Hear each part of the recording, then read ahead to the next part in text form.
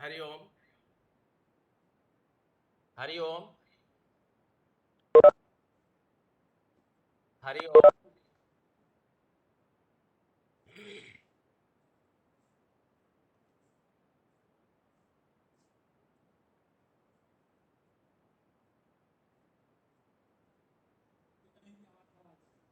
हरिओम। अरे आ रही है आवाज।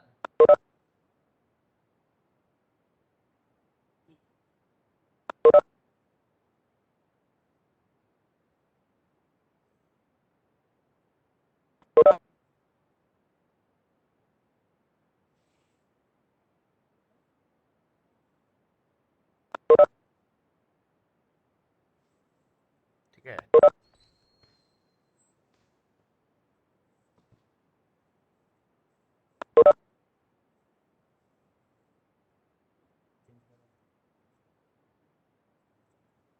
आज होगा, हमको बता दीजिए, हमको सिर्फ बता दीजिए।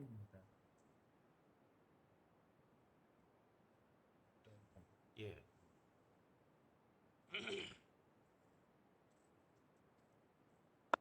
हरिओम। मेरे लिए यह सौभाग्य की बात है कि प्रबंधन के द्वारा रिसोर्स पर्सन के रूप में मेरा चयन किया गया है। मैं सीओई पटना के प्रति भी आभार प्रकट करता हूं। साथ ही एक साथ मैं अपने सहकर्मियों का भी आभारी हूं, जिन्होंने प्रतिकूल परिस्थितियों में भी प्रशिक्षण में अपनी सहभागिता की है। आज के प्रशिक्षण का विषय अत्यंत ही महत्वपूर्ण है। आज हम टीचिंग स्ट्रेटजी इन मैथमेटिक्स के बारे में चर्चा करेंगे। हम सभी देख रहे हैं, mathematics is the mirror of human civilisation. गणित मानव सभ्यता का दर्पण है। गणित मानव सभ्यता का दर्पण है। इसके बिना तो हम चल ही नहीं सकते। जिस दिन से मनुष्य जन्म लेता है, तब से उसकी आखिरी सांस तक गणित की आवश्यकता होती है। हम लोग बचपन से ही गणित पढ़ते आ रहे हैं। इसकी बहुत सारी शाखाएं भी हम सभी जानते हैं, किंतु दुर्भाग्य से नवीन पीढ़ी में इसके प्रति रुचि में कमी आई है। गणित को बोझिल एवं नीरस समझा जाता है।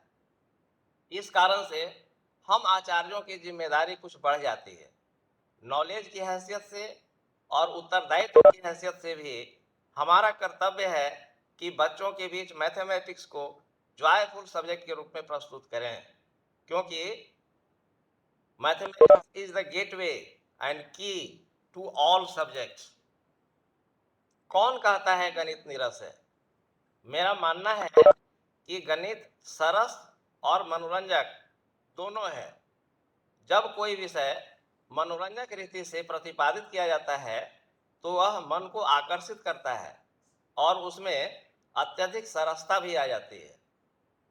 Mathematics teachers are expected to develop ideas to motivate students by joyful activities such as discovering, exploring, constructing, designing, setting a strategy, and solving problems that are wrapped in mathematics games, puzzles, and hands-up activity. These activities will help students to achieve higher order thinking skills. इसकी बहुत सारी विधियां हो सकती है। Riddles in mathematics, mathematical activities, use of Vedic mathematics for rapid calculations, calendar, mathematical fairs, mathematical garden, mathematical walls, mathematical steps, mathematical models, national mathematics day, mathematical museum, mathematical rooms etc। और अंत में qualities and characteristics of maths teachers. हम इन सभी topic पर बारी बारी से चर्चा करेंगे। सबसे पहले हम सभी रिडल्स इन मैथमेटिक्स इस पर चर्चा करेंगे। छात्र सुस्त नहीं होते, न ही वे गणित में अरुचि रखते हैं। अधिकांशतः उनकी अरुचि का कारण नैराश्य और अरुचिपूर्ण वातावरण होता है। खेल बहुत से छात्रों को मानसिक एक्साइटमेंट प्रदान करता है, साथ ही उन्हें प्रेरित भी करता है। पाठ्यक्रम के बीच में रिडल का यूज तो हम कर ही सकते हैं। जैसे हम सभी पहले ही से इसको जानते भी हैं, पाठ के बीच में हम सभी कुछ कविताओं के रूप में, रिडल के रूप में अपनी बात रख सकते हैं, ताकि बच्चों का मनोरंजन भी हो और कुछ अपना दिमाग भी खर्च करें। तीतर के दो आगे तीतर, तीतर के दो पीछे तीतर, आगे तीतर पीछे तीतर, बोलो कुल कितने तीतर। जब हम अपनी बात बच्चों के बीच में रखेंगे तो बच्चे उत्साहपूर्वक इसका विभिन्न उत्तर देंगे, किंतु अंत में खेल खेल में ही इसका सही उत्तर बता करके हम उन्हें उत्साहित कर सकते हैं। अभी जो उदाहरण है इसका उत्तर 3 होगा। आप अपने विवेक से भी इसको देख सकते हैं। दूसरा उदाहरण भी हम लेते हैं। कौन अधिक भारी है, 1 टन लोहा या 1 टन पंख? छोटे बच्चे इसका विभिन्न तरह का उत्तर दे सकते हैं, किंतु हम सभी अंत में उसका उत्तर बताएंगे कि दोनों का वजन समान है, क्योंकि दोनों 1 टन है। Arrange the number 8 times in such a way as to add up to 1000। 8 को 8 बार में इस प्रकार से जोड़िए कि सभी का जोड़ 1000 हो जाए। अब विभिन्न तरह से बच्चे 8 को लिख करके जोड़ना प्रारंभ करेंगे। इसमें उनकी मानसिक क्रिया होगी और आपस में भी वे बात करेंगे। हम टीचर भी बीच में उनका अवलोकन करेंगे। अंत में जब हम उसका उत्तर बतलाएंगे तो बच्चे इससे इंटरटेन होंगे और फिर उनकी रुचि भी बढ़ेगी। फिर विषय को हम सभी विस्तार दे सकेंगे। मान लीजिए बैंक में जमा अपना 50 रुपया कोई व्यक्ति 4 बार में निकालता है, किंतु निकासी और शेष का अलग अलग योग में अंतर आ जाता है। हम उसको यह उदाहरण दे सकते हैं। मान लीजिए पहली बार में वह व्यक्ति 20 रुपया निकाला तो उसका शेष बचा 30 रुपया। दूसरी बार में वह 15 रुपया निकाला तो फिर 15 रुपया शेष रह गए बैंक में। तीसरी बार में उस 15 रुपया में से 9 रुपया वह निकाला, तब शेष बच गए 6 रुपया। चौथी बार में वह सभी 6 रुपया निकाल लिया, यानी कि बैंक में उसका अंतिम शेष 0 हुआ।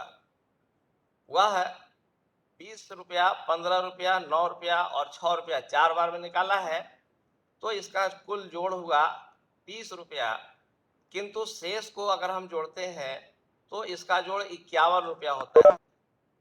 बच्चों के बीच में यह कौतूहल का विषय बनेगा कि दोनों का जोड़ अंतर क्यों आ रहा है, दोनों का जोड़ अलग अलग क्यों आ रहा है। हम उसको प्रेरित कर सकते हैं कि फिजूल गणनाओं से बचना चाहिए। ये जो शेष बचा, इन सभी शेषों को जोड़ने की क्या आवश्यकता। तो इससे बच्चे उसमें मन लगाएंगे, उनके दिमाग की एक्सरसाइज भी होगी। कुछ अलग तरह की भी एक्टिविटी हम अपनी कक्षा में कर सकते हैं। इसको संपादित किए जा रहे विषय के बीच में भी रख सकते हैं। जैसे स्थिरांक खोजना, to find Kaprekar constant. Kaprekar के बारे में हम सभी जानते हैं, एक बहुत बड़े गणितज्ञ हुए थे। इनका पूरा नाम था दत्तात्रेय रामचंद्र कापरेकर। इनका जन्म 17 जनवरी 1905 ईस्वी को महाराष्ट्र के डहाणू में हुआ था। इनको खालापुर का न्यूटन भी कहा जाता है। थ्योरी ऑफ एनवेलप्स नामक शोध इन्होंने प्रकाशित किया था। आपको यूजीसी ने राष्ट्रीय आचार्य का सम्मान दिया था। और बड़ी सुखद अनुभूति होती है। इनके जीवन से एक प्रसंग है कि 75वें जन्म दिवस पर इनके ग्राम वासियों ने इन्हें एक थैली भेंट की थी, उसमें कुछ धन राशि भी थी, किंतु उन्होंने थैली तो लिया और उसमें कुछ धन राशि और मिला करके फिर वापस भी कर दिया। उसी पैसे के ब्याज से आज भी उस गांव में प्रतिभावान छात्रों को छात्रवृत्ति दी जाती है। दत्तात्रेय रामचंद्र कापड़ेकर प्रारंभ से ही गणित में काफी उन्मुख थे। उन्हें संख्याएं लिखने की आदत थी। उन संख्याओं की वर्ग निकालना, घन निकालना, चतुर्थ घात निकालना, इस तरह की विशेषताओं को वह लिख करके रखते थे। और उन विशेषताओं में से एक विशेषता का मैं यहाँ पर उल्लेख करना चाहूँगा। आप स्क्रीन पर देख रहे हैं, कोई 3 अंकों की संख्या लीजिए, कोई भी 3 अंकों की संख्या। मान लीजिए कि हम 458 लेते हैं। अब इस 458 के अंकों को घटते क्रम में लिखिए, यानी कि सबसे पहले 8 लिखिए, फिर 5 लिखिए और अंत में 4 लिखिए। तो इसको जब हम अरेंज करेंगे डिक्रीजिंग ऑर्डर में तो यह बनता है 854। अब 854 को चढ़ते क्रम में इंक्रीजिंग ऑर्डर में लिखिए तो इस प्रकार से यह संख्या बनती है 458। अब इसका अंतर निकालिए, इसका अंतर आता है 396। अब ये जो 396 प्राप्त हुआ, अब फिर इसके अंकों को घटते क्रम में यानी कि डिक्रीजिंग ऑर्डर में अरेंज करके लिखिए तो संख्या बनती है 963। अब फिर इसको चढ़ते क्रम में यानी कि इंक्रीजिंग ऑर्डर में लिखिए तो इस प्रकार से यह संख्या बनती है 369। अब 963 में से 369 को घटाइए तो संख्या प्राप्त होती है 594। इस 594 को पुनः वही काम करना है। इसको डिक्रीजिंग ऑर्डर में लिखेंगे तो 954 बनेगा, इंक्रीजिंग ऑर्डर में लिखेंगे तो 459 बनेगा। इसका अंतर आएगा 495। यह जो 495 आया, इस 495 को फिर अगर यही काम करें तो वह फिर 495 ही आएगा और इस 495 को कापरेकर संख्या कहते हैं। ऐसा 3 अंकों की कोई भी संख्या लेकर के हम कर सकते हैं। अंतिम शेष यानी कि अंतिम अंतर 495 ही आएगा। यह एक कौतूहल का विषय बनेगा जब हम बच्चों के बीच इसको रखेंगे। यह काम हम 4 अंकीय संख्याओं के साथ भी कर सकते हैं। पिछले उदाहरण की तरह कोई भी 4 अंकों की संख्या लीजिए। मान लीजिए कि वह संख्या है 4783। अब फिर 4783 में जो अंक आए हैं उसको डिक्रीजिंग ऑर्डर में लिखिए तो इस प्रकार से संख्या बनती है 8743। फिर इसको इंक्रीजिंग ऑर्डर में लिखिए तो संख्या बनती है 3478। 8743 में से 3478 को यदि हम घटा दें तो इसका अंतर आता है 5265। फिर वही क्रम आगे करना है। 5265 के अंकों को पहले डिक्रीजिंग ऑर्डर में लिखिए और फिर उसको इंक्रीजिंग ऑर्डर में लिख करके उसका अंतर निकालिए यानी कि उसका डिफरेंस निकालिए तो इस प्रकार से संख्या आती है 3996। फिर 3996 के अंकों को डिक्रीजिंग ऑर्डर में लिखेंगे तो संख्या आएगी 9963। फिर इसको इंक्रीजिंग ऑर्डर में लिखेंगे तो संख्या बनेगी 3699। जब इसका अंतर निकालेंगे तो अंतर आएगा 6264। फिर यही क्रम आगे भी करना है तो संख्याओं का अंतर आएगा 4176। फिर 4176 में यही काम करेंगे, पहले इसको डिक्रीजिंग ऑर्डर में लिखेंगे फिर इंक्रीजिंग ऑर्डर में लिखेंगे और उसका अंतर जब निकालेंगे तो अंतर आएगा 6174। आगे भी अगर यह कार्य हम करें तो अंतिम अंतर 6174 ही आएगा। इस 6174 को कापरेकर कांस्टेंट या कापरेकर संख्या कहते हैं। यह किन्हीं भी 4 अंकों की संख्याओं के साथ करने पर अंतिम अंतर आता है। इस कारण से 6174 को कापड़ेकर के नाम में से जोड़ दिया गया है, उनके सम्मान में इसको कापड़ेकर संख्या कहते हैं। बच्चों के बीच में इस प्रकार की एक्टिविटी हम करा ही सकते हैं। अब 5 अंकीय संख्याओं को दे करके बच्चों को प्रोत्साहित कर सकते हैं कि आप भी जरा इसको करके देखिए, अंतिम संख्या क्या आती है। अदर मैथ्स एक्टिविटीज, हम सभी बच्चों को इसके अतिरिक्त भी एक्टिविटीज करा सकते हैं, जैसे speed writing in limited time. सीमित समय में 1 मिनट का समय दे सकते हैं, 2 मिनट का समय दे सकते हैं और उसको कह सकते हैं कि आप 1 से लेकर के 100 तक या 1 से लेकर के 200 तक या कोई अंतिम संख्या हम दे सकते हैं कि इसको लिखिए। बच्चे उसको लिखेंगे। यही काम speed writing using left hand, हम सभी बाएं हाथ से संख्याओं को लिखवा सकते हैं। 1 से 100 तक की संख्या लिखिए, बाएं हाथ से लिखिए 1 मिनट में। फिर बोथ हैंड राइटिंग, दोनों हाथ का यूज करके संख्याओं को लिखवा सकते हैं। नंबर राइटिंग हॉरिजेंटली, यानी कि क्षैतिज रूप में हम संख्याओं को लिखवा सकते हैं। हम सभी अभ्यस्त हैं, बच्चे भी अभ्यस्त होते हैं वर्टिकली लिखने के लिए, लेकिन उसको कह सकते हैं कि आप हॉरिजेंटली लिखिए। और लिमिटेड टाइम का कंडीशन यदि दे दें तो बच्चे उत्साहपूर्वक उसको लिखेंगे। नंबर राइटिंग इन रिवर्स, यानी कि उल्टी गिनती के रूप में इसको लिखने के लिए हम प्रेरित कर सकते हैं। ऑड नंबर राइटिंग, यानी कि प्रारंभिक संख्या हम दे सकते हैं और उसको कह सकते हैं कि उसमें 3-3 जोड़ते जाइए। फिर प्रारंभिक संख्या कोई दे सकते हैं और उसमें कह सकते हैं कि उसमें से 3-3 घटाते जाइए और संख्याओं को लिखिए। इवन नंबर लिखिए, यानी कि कोई प्रारंभिक संख्या दे देंगे और बच्चों को कहेंगे कि आप उसमें 2-2 जोड़ते जाइए, या फिर प्रारंभिक संख्या दे देंगे उसमें कहेंगे 2-2 घटाते चलिए। वह इवन संख्या के बारे में भी परिचित हो जाएंगे और उनकी राइटिंग एबिलिटी भी बढ़ेगी, मानसिक स्तर का भी विकास होगा।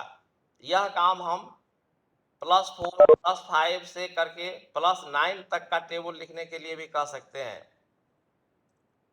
Table writing in limited time, table तो बच्चों को याद रहता है, लेकिन उनको हम कह सकते हैं कि लिमिटेड समय में आप टेबल लिखिए।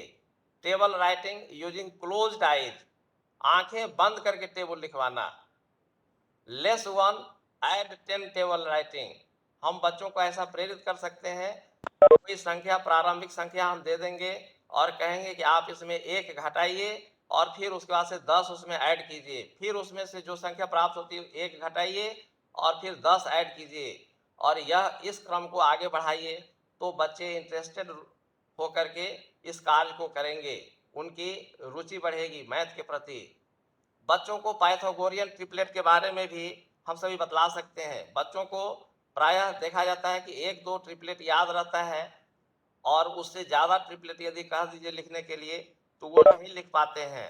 जैसे 3, 4, 5 प्रायः बच्चों को याद रहता है, 5, 12, 13 यह बच्चों को याद रहता है, लेकिन उनको बताइए कि यदि समान संख्या से इसको गुना कर दें या समान संख्या से इसको भाग दे दें तो बहुत सारे पाइथागोरियन ट्रिपलेट हमको प्राप्त हो जाएंगे। जैसे 6, 8, 10, 9, 12, 15, 12, 16, 20, 1.25, 3 and 3.25, 2.5, 6 and 6.5, इस प्रकार से अनेकानेक पाइथागोरियन ट्रिपलेट बच्चे स्वयं ही लिख सकते हैं।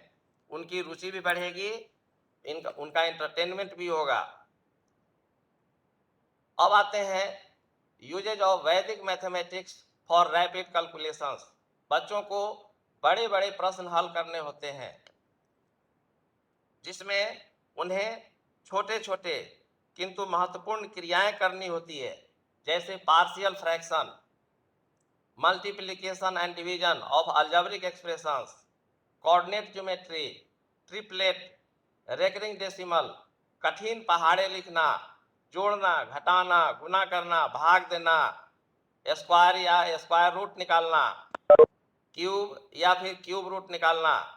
इससे बच्चे बोझिल होते हैं और गणित से भागते हैं। इसी समय का लाभ उठाकर हम बच्चों को वैदिक मैथमेटिक्स के माध्यम से उन्हें सरल ढंग से हल करने की कला बतला सकते हैं। अभी ब्लैक बोर्ड की व्यवस्था नहीं है, इस कारण मैं वैदिक गणित का विशेष परिचय नहीं दे सकूंगा, किंतु कुछ एग्जाम्पल मैं देता हूं।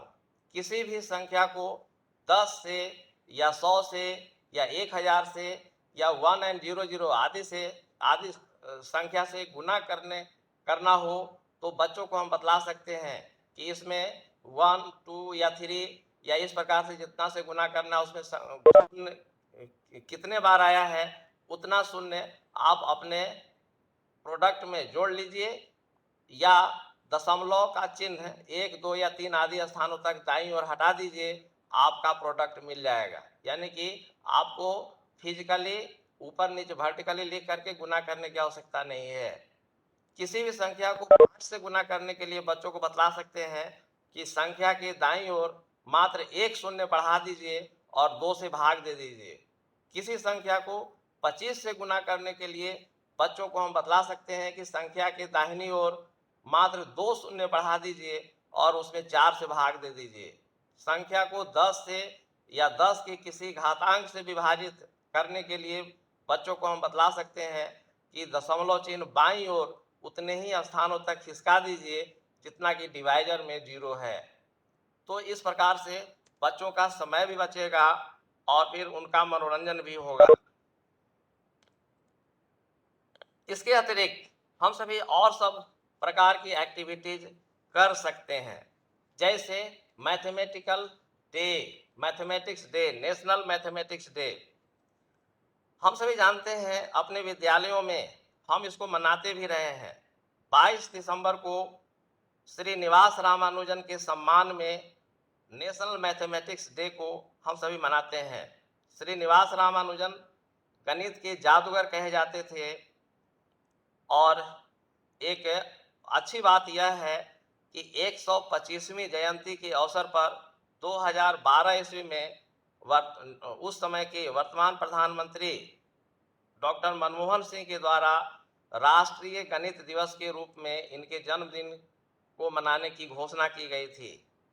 सुखद अनुभूति होती है जब हम सभी अपने विद्यालयों में भी इसको मनाते रहे हैं। मैं यहाँ पर जो स्लाइड दिखला रहा हूँ इसमें इसको देखा जा सकता है। बहनें बैठी हैं और अपने हाथ पे वो मैथमेटिकल डिजाइन बना रही है, मेहंदी रचा रही है। एक बीच में बहन है, उसके हाथ पर आप देख सकते हैं मैथमेटिकल उसमें बनाई हुई है विभिन्न तरह की एक्टिविटीज। आप देख रहे हैं दाहिने साइड में बच्चे चावल तौल रहे हैं, तराजू से उसको तौल रहे हैं। अल्पना भी बनी हुई है, उस अल्पना को ध्यान से देखिए, उसमें ज्यामितीय आकृति आपको दिखाई देगा। बच्चे उसको बना रहे हैं और उससे लाभ भी उठा रहे हैं। दाहिनी ओर में छोटे बच्चे भी गीली मिट्टी से कुछ कुछ आकृति बना रहे हैं। तो इस प्रकार की एक्टिविटीज हम अपनी कक्षा में भी करा सकते हैं। ये दूसरा स्लाइड है जो कि नेशनल मैथमेटिक्स डे के का ही है। आप देख रहे हैं बच्चे इसमें प्रोजेक्ट बना करके लाए हैं, उसका मूल्यांकन हो रहा है। बेंच डेस्क पर बैठे हुए हैं और टीचर उसको देख रहे हैं। बच्चों के द्वारा बनाया हुआ अल्पना आप देख रहे हैं उसमें है। फिर छोटे बच्चे गणितज्ञों के चित्र में रंग भर रहे हैं, उसको आप देख रहे हैं। तो इस प्रकार की एक्टिविटी भी अपने विद्यालयों में समय समय पर कराना चाहिए। बच्चों में गणित के प्रति रुचि बढ़ती है और फिर वे रिफ्रेश भी होते हैं। अब बात आती है कैलेंडर की। हम सभी कक्षाओं में बच्चों को प्रेरित कर सकते हैं विभिन्न प्रकार के कैलेंडर बनाने के लिए। तो जैसा कि आप देख रहे हैं ये जनवरी 2020 का कैलेंडर है। सुनिए ना, हेलो चंदन, उनको भेजिए ना। हाँ, किन्हीं को भेजिए, कंप्यूटर वाले को। ये जनवरी 2020 का कैलेंडर आप देख रहे हैं, बच्चे इसको बनाए हैं।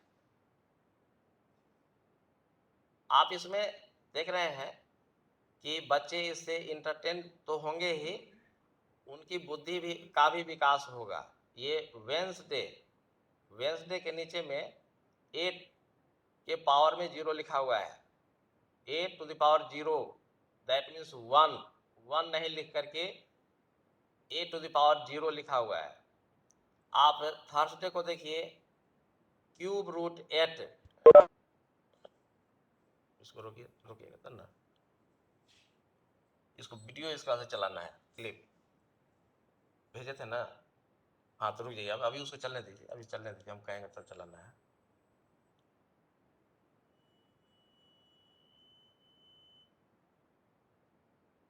इसको पूरा स्क्रीन कीजिए ना।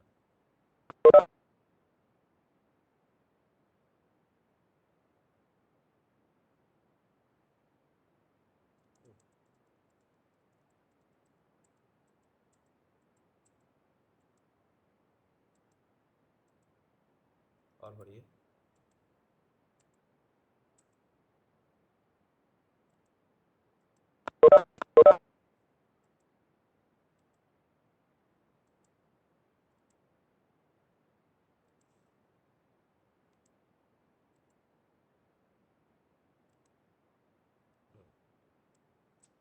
बैक कीजिए।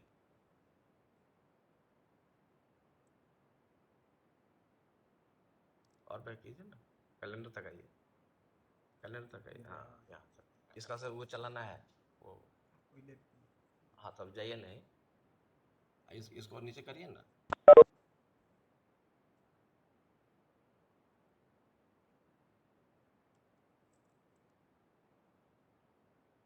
उसको हटा भी सकते हैं। नहीं हटेगा, और आपको क्लियर दिख रहा है, आप टेंशन नहीं लीजिए, यहाँ देखिए। अच्छा नहीं, हमको नहीं दिख रहा है। ये थर्सडे को आप देख रहे हैं, क्यूब रूट 8 लिखा हुआ है। फ्राइडे को देख रहे हैं, अंडर रूट 81 माइनस 6 लिखा हुआ है। तो अंडर रूट 81 दैट मीन्स 9 में से 6 को सब्ट्रैक्ट करेंगे तो 3, तो 3 ना लिख करके रुकिए, इसी जगह रहिएगा, आइए इधर।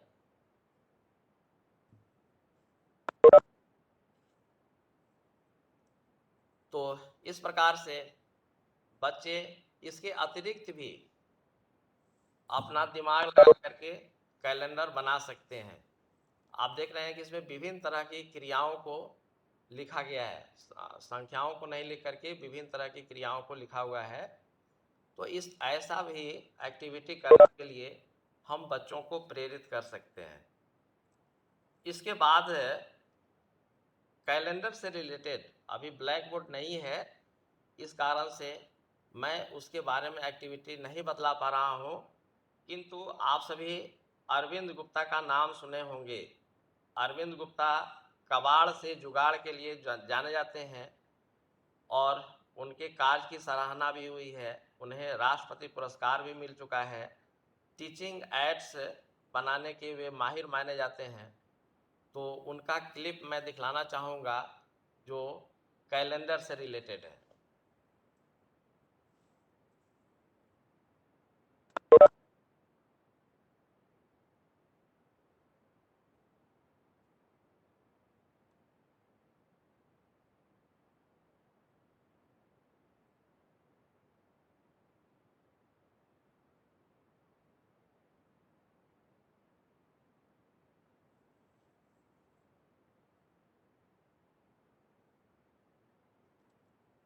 साधारण कैलेंडर एक जबरदस्त चीज है, पर घर में हो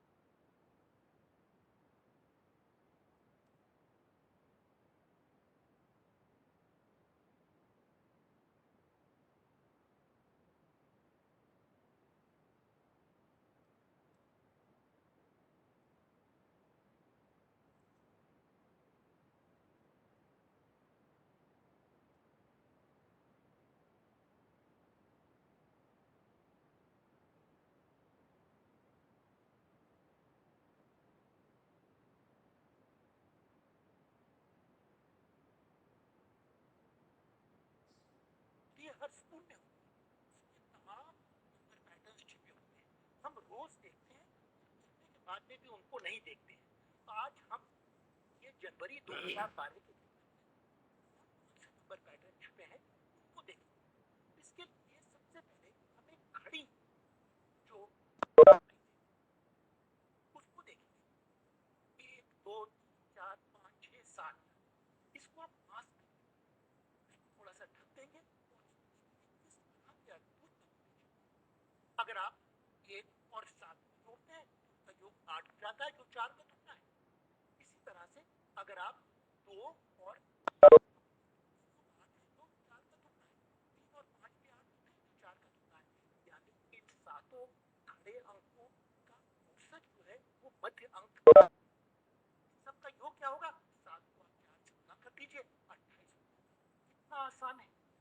गणित के अंदर यही है कि बच्चे नमूने को पहचानना ये बहुत ही एक अहम चीज है विज्ञान और गणित के अंदर। इसी तरह से हम एक और अभी देखिए, ऊपर का नंबर 22 और नीचे का नंबर 28, इन दोनों को जोड़ेंगे तो 50 हो गया। 23 और 17 24 और 26 का भी औसत 25 हो तो 25 आप 7 से गुणा कर दीजिए और 175 इनका योग आ जाएगा। कितना आसान है। चुटकी के अंदर आप सारे अंकों को जोड़ सकते हैं। अभी देखिए 5 ही सोमवार है, एक 2 तारीख को, एक 9 तारीख को, एक 16 तारीख को, 23 और 30 को, के अंदर भी एक अंक गणितीय श्रेणी जैसी है। आप यहाँ देखिए ये जनवरी 2012 का कैलेंडर है। 2 और 30 का योग है 32, 16 का तुलना है 9 और 23 में 32 जो 16 का तुलना है। सब औसत 16 है। आप गुणा कीजिए 16 9 2 9 16 23 30 एक अंक गणितीय श्रेणी है। कितनी सुंदर बात है। अब हम एक और केवल 4, इसको भी हमें अभी देखिए यहाँ पर मध्य अंक नहीं है और यहाँ पे जोड़ियां बनी। 5 और 26 31 हो गए, 12 और 19 का योग भी 31 है। अब 31 और 31 को जोड़ा, कितना आसान है अंकों को जोड़ना। बहुत जरूरी है कि बच्चे नमूना दें। अब हम क्या करेंगे, इसी कैलेंडर के अंदर जो क्रॉस 1 और 9 3 और 11 14 हो गए, 14 हो गए। इसी तरह से हम एक और देखेंगे, 15 और 23 हो गए 38, बराबर होता है। ये अपने अंदर एक बड़ी खोज है और इसके बाद थोड़ा सा ज्यादा एडवेंचरस हो सकते हैं। भाई 2 की बजाय 2 बाय 2 की ग्रिड की बजाय हम 3 बाय एक खांचा लेंगे जिसके अंदर 9 अंक। अब इसके अंदर के नमूने देखेंगे, 1 और 17 हो गए 18, 3 और 15 18, 9 का दुगना, 2 और 16 का औसत 20 का 9, 8 और 10 भी इसी तरह से इनका औसत 9 होगा। यानी इस ग्रिड के अंदर जो 9 अंक है सबका औसत या एवरेज बीच का अंक 9 है। 9 गुणा करेंगे तो 81 हो जाएगा। तो इन सब आसान बन जाती है गणित और कितनी मजेदार जिंदगी के साथ में आप उसका एक रिश्ता देख पाते हैं।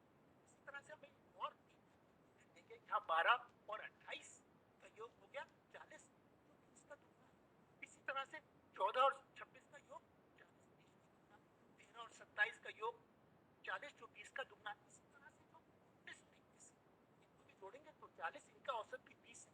इन हो गया 20 का 20 और 9 से गुणा करेंगे तो 20 गुणा 9 सुंदर नमूने रोज देखते हैं, उसके बाद में भी नहीं देखते। अब हम क्या करेंगे, एक बड़ी सी ग्रिड लेंगे आयताकार जिसके अंदर 12 इनमें के अंदर के आप ये 12 अंक है। एक 4 और 15 को जोड़िए फिर 19 हो जाता है। 2 और 17 19, 3 और 16 19, 8 और 19, 10 यानी यहाँ 12 की 6 जोड़ियां बनेंगी और हर एक का औसत होगा 19। सब कितना होगा 19। कार्यक्रम जो है नंबर 1 विद कैलेंडर, ये पीके श्रीनिवासन नाम के बहुत ही विख्यात 100 प्रश्नों की किताब लिखी थी, नंबर 1 विद द कैलेंडर, और ये कार्यक्रम उसी किताब से प्रेरित है। आशा है आप भी कैलेंडर के अंदर और नए नए नमूने खुद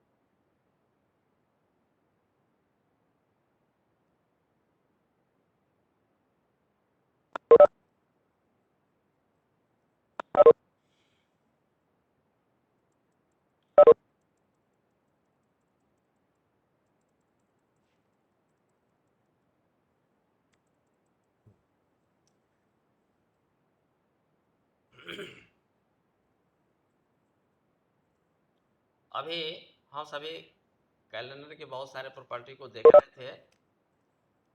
अरविंद गुप्ता का कार्य सराहनीय है, और फिर ब्लैक बोर्ड नहीं होने के कारण मैं भी इसके बारे में कुछ नहीं कर पा रहा हूँ। तो ऐसा एक्टिविटी हम सभी अपनी कक्षाओं में करा सकते हैं भैया बहनों से। अब अगली एक्टिविटी में आप देख रहे हैं स्क्रीन पर मैथमेटिकल फेयर, गणित मेला। अपने विद्यालयों में यह आयोजित भी होता है। बच्चे उत्साहपूर्वक विभिन्न तरह की टीचिंग एड्स बना करके ले जाते हैं, या और भी मैथमेटिकल डिजाइन वगैरह बना करके ले जाते हैं, और फिर उसका मूल्यांकन भी होता है। हम मैथ्स फेयर में सीधी गिनती, उल्टी गिनती बोलना या फिर लिखना, लिमिटेड टाइम में पहाड़ा लिखना, उल्टा पहाड़ा लिखना, ब्रदर्स बनाने के लिए भी प्रेरित कर सकते हैं। इसमें प्रश्न मंच का आयोजन होता है। यह किसी भी वर्ग के भैया बहनों के लिए संभव है। बच्चे रंगोली बनाते हैं जिसमें मैथमेटिक्स से रिलेटेड ही डिजाइन उन्हें बनाने के लिए निर्देश रहता है। बच्चे कविता भी बनाते हैं जो गणितज्ञों से रिलेटेड होता है, मैथ से रिलेटेड होता है। गणितज्ञों के चित्रों में रंग भरने की प्रतियोगिता आयोजित होती है, मापन की प्रतियोगिता होती है, धारिता मापन, वजन मापन, लंबाई मापन। तो बच्चे उत्साहपूर्वक उसमें भाग लेते हैं। फिर अनुमान लगाओ प्रतियोगिता, भाषण प्रयोग प्रतियोगिता, निबंध प्रतियोगिता, निबंध लिखो प्रतियोगिता, पत्र वाचन प्रतियोगिता। बहुत जगहों पर भोजन का स्टॉल भी बच्चे लगाते हैं जिसमें मैथमेटिकल जो शेप होता है उसी शेप में बच्चे वहाँ पकवान रखते हैं। उत्साहपूर्वक वे उसमें खुद भी भाग लेते हैं और जो लोग जाते हैं वे आनंदित होते हैं। आप देख रहे हैं कि यह स्लाइड है, यह भी मैथमेटिकल फेयर से रिलेटेड है। अब आते हैं मैथमेटिक्स वॉल। अपने विद्यालयों में हम ऐसा वॉल बनवा सकते हैं। आप देख रहे हैं यह जो चित्र है यह दतिया का है, दतिया मध्य प्रदेश, और उसी के वहीं के विद्यालय का ये चित्र है। आप देख रहे हैं विभिन्न तरह का इसमें मैथमेटिकल फार्मूला, या आप देख रहे हैं बौधायन प्रमेय, ये सब उसमें बनाया हुआ है ताकि बच्चे खेल खेल में ही इसको देख सकें, समझ सकें, उनको याद भी रह सके। मैथमेटिकल गार्डन आप देख रहे हैं, यह जो गार्डन है यह किसी विद्यालय का गार्डन है। उस गार्डन में जो पेड़ पौधे लगे हैं तो उस पेड़ पौधे के आसपास में विभिन्न तरह की ज्यामितीय आकृतियाँ बनी हुई हैं। वाल पर भी गणित से संबंधित फॉर्मूला या और भी आकृति ये बनी हुई है। तो बच्चे खेल खेल में गणित से प्रभावित होते हैं और उनके मन मस्तिष्क पर अच्छी छाप पड़ती है। तो ऐसा अनुकरण हम अपने विद्यालयों में भी कर ही सकते हैं। मैथमेटिकल गार्डन का ये पूरा चित्र है, इसको आप देख रहे होंगे। अब अंतिम टॉपिक की ओर हम सभी आ गए। कक्षा कक्ष में qualities and characteristics of mathematics teacher, यह भी बहुत प्रभावित करता है बच्चों को। मैथ टीचर जो होते हैं उनकी अपनी क्वालिटी होती है, तो उसको 3 भाग में हम सभी बांट सकते हैं: individual qualities, professional qualities, social qualities. अब इंडिविजुअल क्वालिटी के अंतर्गत गणित विषय में रुचि होनी चाहिए। जो मैथमेटिक्स टीचर हैं कक्षा कक्ष में जाएं और उनको खुद ही मैथमेटिक्स से लगाव ना हो, तो फिर बच्चे प्रभावित नहीं होंगे। दूसरा उनकी उनकी क्वालिटी है गणित के प्रति सकारात्मक दृष्टिकोण। बातचीत के क्रम में, कक्षा कक्ष में पढ़ाते समय उनका दृष्टिकोण सकारात्मक होना ही चाहिए। स्वयं का व्यक्तित्व, उनकी पर्सनालिटी अच्छी होनी चाहिए ताकि बच्चे प्रभावित हों और बच्चे उनका अनुकरण करें। साधन